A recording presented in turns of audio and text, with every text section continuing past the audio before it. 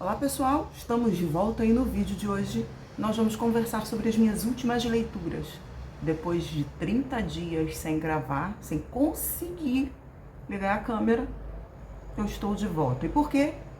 Porque nós tínhamos aqui, eu moro às margens de uma rodovia, como vocês sabem, né? E nós tínhamos um terreno desocupado. Foi vendido.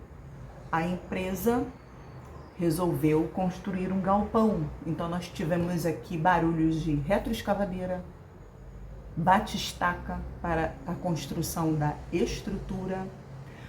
O Estado resolveu recapear esse trecho da rodovia e nós tivemos aqui máquinas trabalhando, recapeando o asfalto.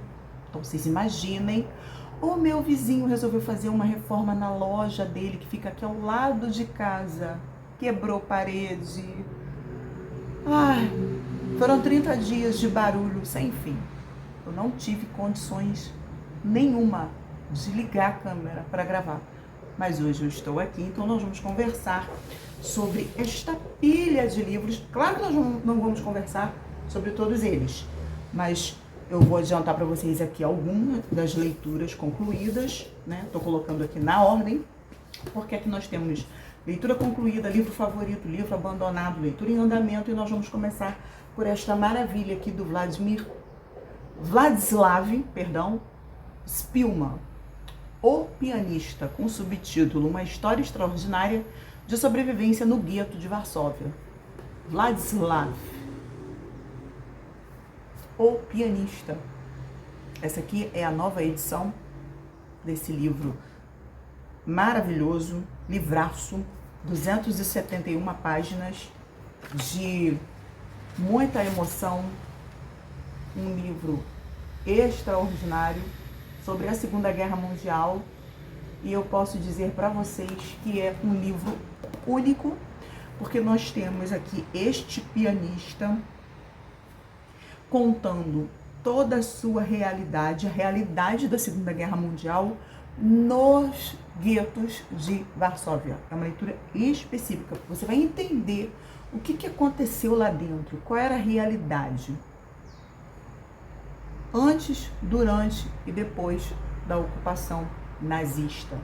É um livro que eu acho que eu preciso gravar um vídeo específico para falar sobre ele, porque eu fiz essa leitura usando como texto de apoio esse livro aqui, o livro da Segunda Guerra Mundial, né? Essa é a edição da Globo Livros, e a gente tem aqui um compêndio de importantíssimas informações dentro desse contexto, guetos de Varsóvia, tudo que aconteceu, população, os efeitos, realidade, táticas, estratégias, propaganda nazista, toda essa questão específica sobre os guetos de Varsóvia.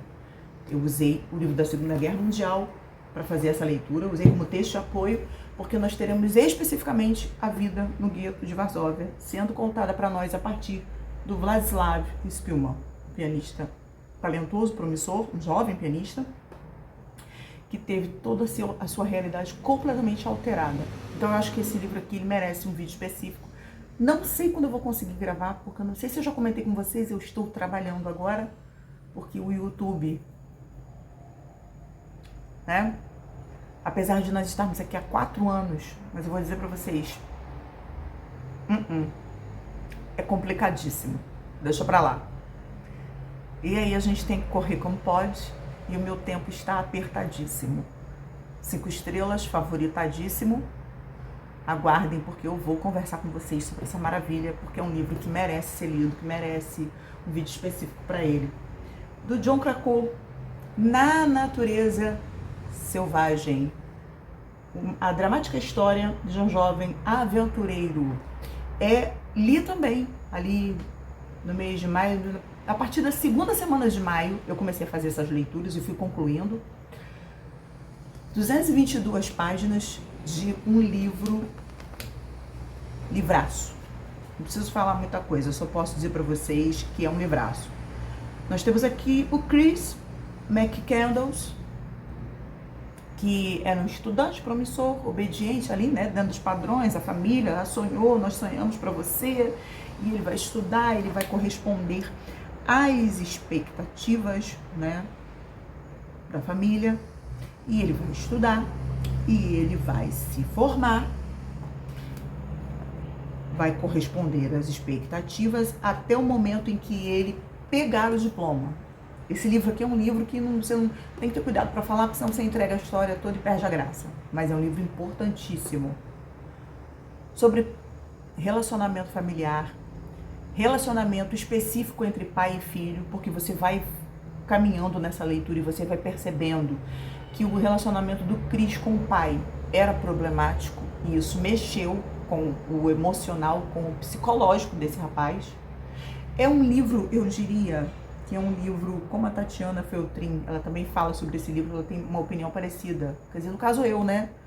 Nós temos opiniões parecidas, mas eu digo que eu penso parecido com ela porque eu li depois. É um livro sobre o que não fazer.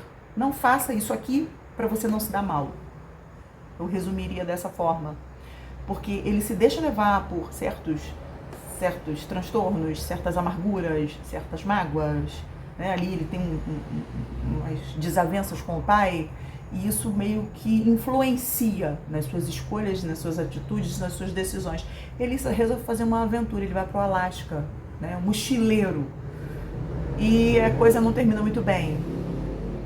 Mas é um livro que traz pra gente essa perspectiva sobre a vida, sobre o que não fazer. Esfria a cabeça, não se deixe influenciar pelo momento, pela amargura, pela raiva, aquele sentimento de não, eu tenho que fazer alguma coisa, eu tenho que dar uma resposta. Cuidado com essa resposta, pode ser um tiro saído pela culatra.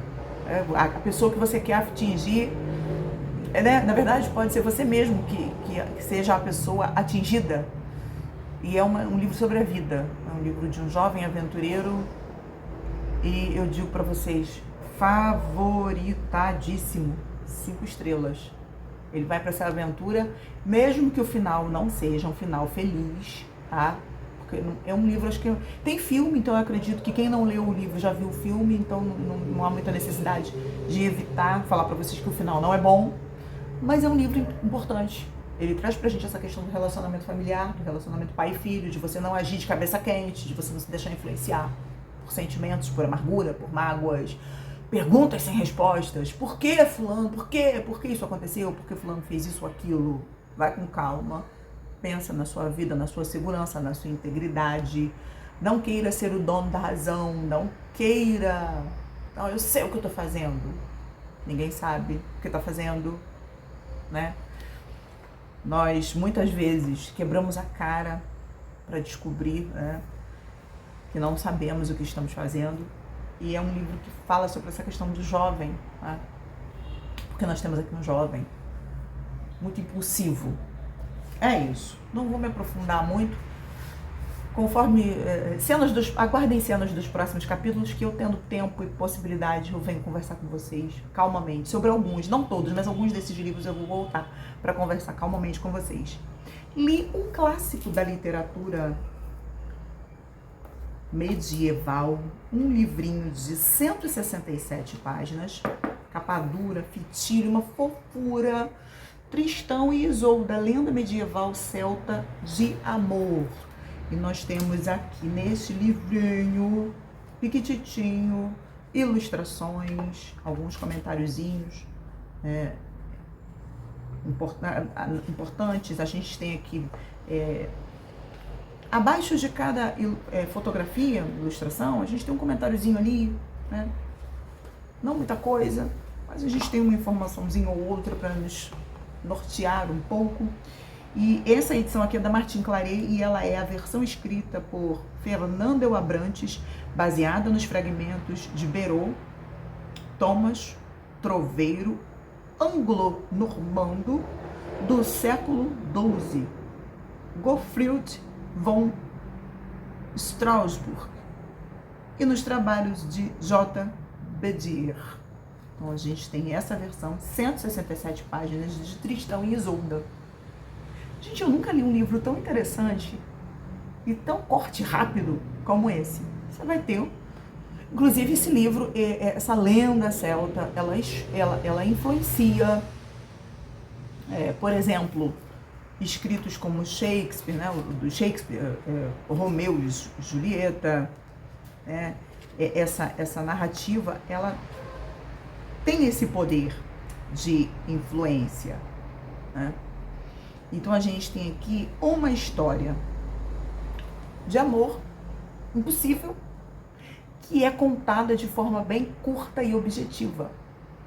O narrador, ele faz questão de explicar. Eu não vou me ater aos detalhes, porque o resumo que eu vou apresentar para vocês já vai fazer com que vocês compreendam o que aconteceu. Ou o resumo que eu acabei de contar, essas meia dúzia de linhas aqui que eu acabei de narrar para vocês, já dá para entender como é que a história termina. E aí você vai subentendendo a história, porque o narrador, ele é muito curto e objetivo, ele é muito corte rápido.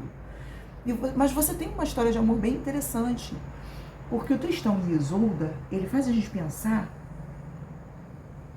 sobre decisões tomadas a partir de impulsos,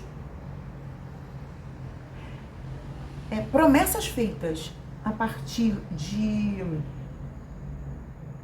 querer agradar as pessoas, querer ser o certinho, querer passar uma boa impressão. As consequências do efeito da nossa manipulação ou da manipulação dos outros. É um livro que faz a gente pensar muito sobre essas questões de manipulação, causa-consequência, escolhas. É aquela questão da gente querer ficar bonito na foto, sabe? Não, eu vou fazer isso aqui porque senão eu vou ser excluído, eu vou ficar isento. Então eu vou fazer isso aqui porque aí eu tô dentro, porque aí eu sou aceito. Eu quero ser essa necessidade de ser aceito. Gente, é um livro interessantíssimo, que não termina bem, tá? É um clássico que não termina bem. A gente tem aqui 167 páginas rápidas e objetivas, apesar da gente ter aqui um clássico. Não é complicado, não é difícil de ler, porque o nosso narrador, como eu já falei pra vocês, ele vai resumindo, não vou explicar, não vou entrar muito em detalhe não, vocês já entenderam, ele vai conversando com o leitor assim, sabe? Você já deu pra vocês perceberem aí o que vai acontecer, deu pra vocês perceberem aí o que aconteceu, foi por isso e isso, então não vou entrar em detalhes. E ele já muda de uma circunstância para outra, fecha-se um capítulo, você já entra em outro, sem uma preparação, uma volta, mas de uma forma que você está entendendo ali completamente, você está acompanhando o fluxo. Aí você vai lendo e você vai chegando a conclusões, de fato, é verdade. Não, deu para compreender. E aí, mas ao mesmo tempo fica aquela dica, e aí você quer ler o que vai acontecer depois. E aí você vira a página, você quer ler o próximo capítulo, porque você quer saber. A coisa tá ali, mas a dica tá ali, mas você quer saber o que vai acontecer, você quer saber como termina. E é uma narrativa interessantíssima. Eu aconselho demais para você que gosta de romance, corte rápido, bem objetivo, sem firula, sem muita voltinha, mas interessante, inteligente. Tristão e Isolda. Maravilhoso. E eu li também, ali entre o finalzinho de maio, começo de junho, o livrinho que é um soco na boca do estômago. 86 páginas, do Franz Kafka, Carta ao Pai. Gente, que pai é esse? Duro, sisudo, insensível, turrão, uma figura assustadora. E aí a gente tem esse dilema desse filho que pensa diferente, age diferente. Ao mesmo tempo ele quer superar a expectativa, ao mesmo tempo ele quer ser aceito do jeito que ele pensa, com os gostos diferentes que ele tem. Ele quer ser respeitado. Mas aí num determinado momento, isso é a minha impressão que eu tive lendo essa carta, uma carta do Franz Kafka ao pai. E aí a gente vai percebendo que esse pai, insensível, indiferente, meio ogro, meio tosco, não sei. Né? Porque a gente tem aqui a perspectiva desse filho, é uma carta ao pai, então a gente tem a perspectiva do Kafka. E a gente percebe que a gente tem aqui um pai, né, das antigas. Né? Os pais de antigamente não eram muito sentimento. Né? Eles eram cuidado, proteção e razão. Eles cuidavam de você, né?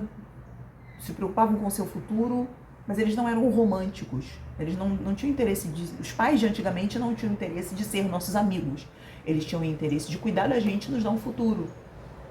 E aí, ao mesmo tempo, essa figura meio que assusta Kafka. Kafka vai dizer aqui que ele se tornou fraco.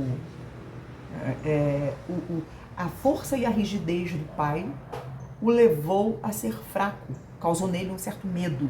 Medo da vida, medo de reagir, medo de falar, medo de tomar atitude, medo de decidir, medo de bater de frente com as pessoas e expor o que pensa, porque isso era um problema no nosso relacionamento. Eu tentava expor para você o que eu pensava e a sua postura sisuda, forte, me assustava. E aí eu transferi isso para o mundo. Isso é meio complicado, né? Porque você não querer bater de frente com seu pai para não ser desrespeitoso, tudo bem. Mas você se tornar uma pessoa fraca, isso eu estou usando as palavras do Kafka, você se tornar uma pessoa fraca e não se posicionar frente à vida e frente ao mundo e dizer que a culpa é do seu pai é um tanto que complicado. Na minha perspectiva, gente, é um livro rapidíssimo de ler, porque Kafka ele tem uma estrutura, uma construção narrativa aqui, olha o trânsito. O Kafka ele tem uma construção narrativa aqui bem fluida. Eu diria que isso aqui é uma síntese sobre relacionamentos entre pais e filhos. Como, por exemplo, quando eu disse para vocês sobre a natureza selvagem. A gente tem aqui, se a gente quiser se aprofundar nesse livro sobre a perspectiva do relacionamento entre o pai e o filho, a gente vai conseguir extrair daqui um estudo interessante sobre pai e filho. Da mesma forma, aqui nós podemos ler essa carta sob essa perspectiva. Não, eu quero ler porque eu quero entender essa coisa do relacionamento entre pai e filho. É uma síntese bem interessante, traz uma síntese bem interessante. Dá para você fazer um estudo específico, juntando trechos específicos desses livros sobre esses relacionamentos entre pais e filhos. Eu acho uma leitura muito válida, extremamente importante para pais e filhos. Pai, a figura pai, homem, paterno. Pai e filho. A gente tem aqui uma questão específica. Então eu acho um livro válido para ambas as partes de lerem e analisarem, repensarem, tirarem exemplos para a própria vida sobre o que fazer e o que não fazer. É isso. Maravilhoso, incrível. Depois eu tenho aqui, eu vou gravar para vocês a continuação, e aí eu tenho aqui livro que eu abandonei, livro que eu favoritei, e eu tenho leitura em andamento. Eu não quero me demorar muito mais, porque esse vídeo já está aí beirando os 20 minutos. E eu quero que você fique comigo até o final. Então, nos próximos vídeos a gente continua conversando. Curta, comenta, compartilha, se inscreve no canal, compre usando os meus links de associada da Amazon. Muito obrigado por assistir. Até o próximo vídeo. E viva a vida!